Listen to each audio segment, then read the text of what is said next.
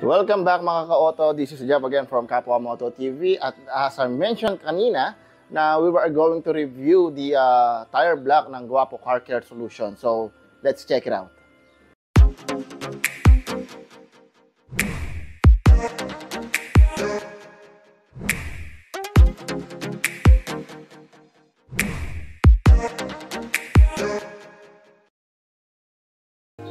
Okay mga ka-auto, meron tayong dalawang klaseng tire block dito ng Guapo Car Care Solution, which is the tire block glossy finish.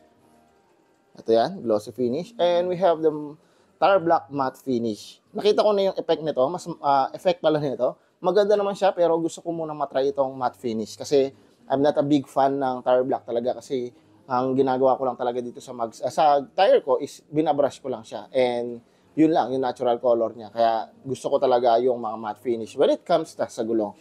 So ngayon, i-try natin to. At ito yung nga pala yung packaging niya. And this is the price as well na nasa screen.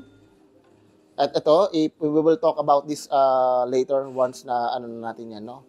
Na-review na natin yan. So let's dig deep in here in tire block matte finish. Okay, try na natin dito sa rear ko, no? So, ito siya. Yung matte na finish. Of course, kailangan natin ng foam for better result ng pag-apply ng tire block. Sige, lagyan natin na siya ng konti.